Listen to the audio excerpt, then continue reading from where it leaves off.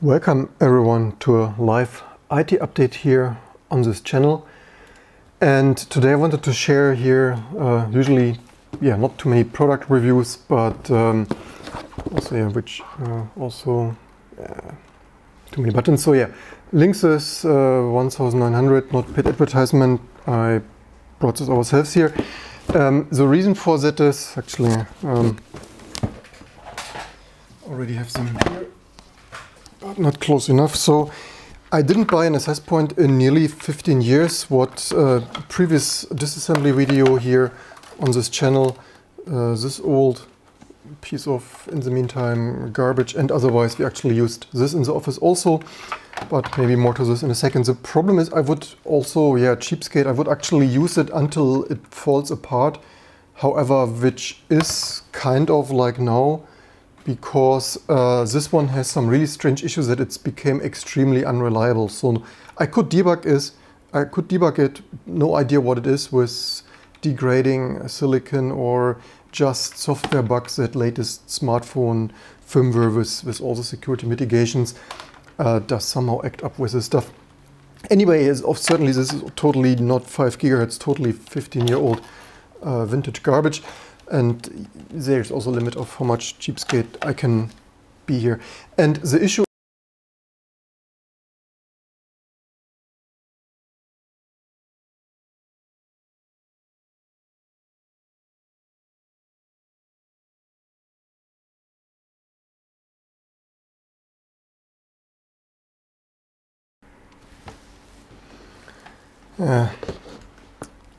we live again. So also, why you shouldn't use a binary only vote with your wallet, and why you shouldn't also not use a binary only capture thing for the second camera. Let's hope this doesn't fail again. Let's see, 0 drop frames, fun stuff. So where the stream failed. So unfortunately, this is already 5 years old, which is of course hilarious. And the reason I brought this is mostly for open source Linux compatibility, which also, fun fact, by the way, I hope the audio is fine. Please let me know below if it's stuttering, the usual 48K hiccup. So if you take a look here, the fun stuff is they actually advertise this as open source somewhere. Somewhere it was mentioned open source compatible. Also, 2015 when this came out, feature like open source compatible something. But if you take a look here, even noted on Wikipedia that this was advertised as open source ready and developed for use with Open WRT. However, they LInksys, there didn't exist any open source firmware for the WRT. So much to shady business. Thank you very much for that. So much to voting with a wallet. So it is unfortunate that we need to support such a company who has this kind of shady stuff of advertising open source friendliness, but sort of somewhat, if you're lucky, maybe eventually. Also, LInksys of the all companies, there was a lawsuit, one of the earlier first lawsuits in 2003 already, with the previous model here. This is this original of all routers. For a little bit of historic, also need to change the scene binding. So for those devices there was a lawsuit because they used Linux in those. At least this is a slightly later revision, but it doesn't really matter, they look the same. So it's of course ironic that in 2015 or 2020 you support a company a little bit kind of sort of that not only was GPL violating here with previous not releasing the source code, so they shipped Linux and said then, you're not getting the source code because YOLO, and of course they sued thankfully over that. And so the result was availability of the source code enabled developers to create enhanced firmware, bringing the WRT54G, some functionality that was so and so on. And also I slightly wonder what companies are thinking, like, we use Linux and not giving you the source code. But the reason I buy this now, so not only this is as much. So this is of course as much failing garbage as this one. No idea what is with that. I certainly don't throw it away, so for some tinkering, flashing, I leave it here on the shelves. Also with this we were a little bit cheated, so it's a little bit funny that I'm voting with my wallet for a company that is a little bit shady and certainly security vulnerabilities. And this one here has some PCMCIA slot for, at that time, 3G, when 3G UMTS was the latest and greatest. And this piece of garbage slot never worked. So I wanted to plug in there some 3G card, but I found also this was not like net locked, but I found some, like 15 years ago, I found some sites saying it's net locked to Vodafone, maybe, although it was never written. So whatever is with this PCMCIA slot, it didn't work for me. So yeah, whatever. If this supports me, so let's also unbox this here. I hope you prefer the live format. At least people say, yeah, surprisingly powerful. And by the way, I hope the audio is fine. Still prefer base networking, FreeBSD is something. Planning to flash it. Yeah, so of course. So thanks you all for tuning in. A little bit live unboxing WRT1900 ACS. This is a later revision. So earlier, at least in 2015, they released this here with some Marvel Armada 385 and then, or a Marvel XP, whatever. And so this is the original one from is here the year, whatever that. But this is a slightly improved revision. So earlier revisions of this from 2015 or something had only 256 megabyte. And yeah, this is unfortunately, even this is still already slightly vintage. But the reason for this, and that is a longer or the end of the story, is that the EU, for all the bureaucracy, has unfortunately voted. You probably heard about this, the EU radio lockdown directive. And this is so sad that due to really stupid regulations, and fun fact, right now the EU is working of maybe having some right to repair regulation directive. But yeah, on one side they right now do maybe potentially something somewhat good of right to repair, but this EU radio lockdown, of course, totally hilarious. I would not be surprised if some lobbyists, some vendors strangely pressed it through there behind the doors, because what this means is I rather buy something slightly vintage, outdated now, like the maybe potentially nearly last of somewhat open firmware with certainly our T2 for that sake anyway, than buying something new from this year and having something that I can't custom flash. So what this is about is may make it impossible to install a custom piece of software on most radio devices like Wi-Fi routers, smartphones, embedded devices. It requires hardware manufacturers to implement a barrier. Also, yeah, really shady stuff. We totally should not vote for this garbage. Politicians, I certainly don't.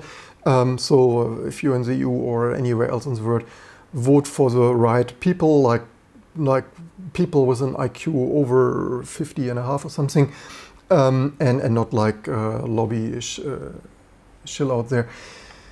So really disgusting barrier to disallow users to install any software. Imagine a PC so locked to disallow installing anything, not Windows. For that we actually had a class action lawsuit. I have no idea what politicians are thinking, except lobbyist money maybe, allegedly, supposedly. So this has negative implications for user rights and free software security, fair competition. And this is also a thing. A recurring shout out also there on my more random live and IT security stuff. The issue is, of course, vendor updates. You nearly never get them. And so, yeah, certainly not only free WRT and stuff, but also our own T2 certainly runs fine on these ARM devices. And because it is slightly older, unfortunately, only 32-bit SOC, but yeah, doesn't have that much memory anyway. So, yeah, whatever, but nah. So really sad that in 2020 you need to invest into 5-year-old silicon hardware, dusty stuff, just because really annoying EU radio lockdown directives. But yeah, let's finally unbox it. This is how it looks. I peeked already into the box earlier, or just leave it just here. It is really more sophisticated. So, I mean, it costs also more, right? So the list price is 200. I got it on business supply on discount because old garbage for 150 minus VAT. So compared to the old one, it is way more sophisticated, so way more solid. It feels a little bit more, well, it's not that different, but it feels a little bit more solid. And port-wise, of course, this old thing only had fast Ethernet. This has gigabit Ethernet. Not that I would have used the old stuff for anything except iPhone, but at least you can also use it as a gigabit switch then, certainly. And unlike the old, even older 15-year-old stuff, USB 3 and some combo port of USB and USB 1. Why would that be USB? It's only USB. Okay, but they don't. Maybe it's USB 2. It's a little bit confusing. Anyway, only the port number. Yeah, so hardware quality-wise, looks sophisticated. This look of vintage look here of inspired stuff is, maybe you like it. Probably some people hate it. In my opinion, not too bad. But yeah, significantly larger. It's certainly more PCB there for connectors and stuff. Then, of course, the usual Linksys is not amazing packaging stuff. And then the antennas here, 4 of those. Of course, looks a bit funny, this multi-antenna setups, like a little bit spaceship ready to take off or something of that sort for beamforming and such. But yeah, leave in the comments below what you think. In general, you know, we are here also a little bit political channel of calling out complete random bullshit. In my opinion, totally an anti-user rights, totally unnecessary, and especially as all the vendors have a really bad track record for security, it is even more hilarious that such kind of politicians result in users not being able to install latest and greatest open source maintained and security fixed software there. And yeah, but leave in the comments what you think. This is as if any of those vendors ever would have any clue how to do security right, as seen on our weekly news there on the other channel, and general common sense. But yeah, also if you want to see custom Linux, I wanted already 15 years ago to do wireless router stuff with our T2 source distribution, so certainly with this more powerful hardware. Finally time to do that. And fun fact, a little bit inspiration, so certainly share, like and subscribe for the future T2 installation here on this in some months. First I will use it with the software for a couple of days just to have Wi-Fi, because I certainly need Wi-Fi that I can make reliable phone calls with and not have some dropouts every other minute. Also here's some more cables for those power supply, and here's some probably unshielded. These flat cables are usually unshielded, so unshielded twisted pair, and probably I will not use it for this unshielded stuff, so I will use another cable for shielded stuff. Leave me in the comments if this exists. But anyway, I keep this here somewhere. Sometimes you can use this thin Ethernet cables here for some other installation through some window on some balcony or some garage door or something. And yeah, so some tinkering coming. And last inspiration note, if you do some smart home stuff yourself, certainly much better, more secure stuff to do this stuff yourself here, flash it with your custom Linux and use this for your smart home stuff, and then it also doesn't expire and you can maintain it forever. And last but not least, such powerful devices with half a gigabyte of memory, meaning more than the PS3 or many SG Octanes back in the day, certainly power users like you and me, we can use it also to log in, so maybe even have a text email client running or other software, so super energy efficient if you have running tasks like maintenance stuff, distributed software control, server nodes, cluster control stuff. For me, always nice to have some low energy device running and secure shelling in there, even for text, email and other fun stuff. I hope this gives you some ideas what to look for. For example, if you buy some random Wi-Fi, many people just go out to the next supermarket or stuff and just grab something off the shelves, but often you have some compromises of radio lockdown, no support. So if you want to install some more powerful, less buggy software, check before you buy the compatibility and do not go out buy some latest and greatest that is radio lockdown and whatnot, and yeah. That's it for today. I hope you learned something. Let's see, we have here some comments. I hope the audio wasn't broken after the reconnection. Marco writes, surprisingly powerful. Yeah, even so, even with 5 years old, I rather have something 5 years old silicon where I can do my stuff than more powerful, latest and greatest stuff where I can't. Custom firmware where I don't have somewhat usable Wi-Fi drivers. Even those I have not yet checked. Most likely I've often seen binary only parts, so I can't guarantee you that this has no binary blobs. Most likely it will have some, unfortunately, but if you want it, there is always, as we have seen with all the PS3 and other stuff, there's always room for reverse engineering. So even if there's some binary drop-ins, it's important for someone, you can always reverse engineer this also. Anything with open WRT works wonders. Who will net is WRT repeaters. Yeah, exactly. Also curious, I should have checked with Dieter, who usually has quite some network knowledge, but didn't meet him here the last week, so probably he had some better recommendation. But I also wanted, if we do with T2 a wireless router target, which, fun fact, I started already 10 or 15 years ago, certainly time to finish this. Also then for microkernel research, maybe some microkernel Wi-Fi network routing experiment stuff, then here for the future to come.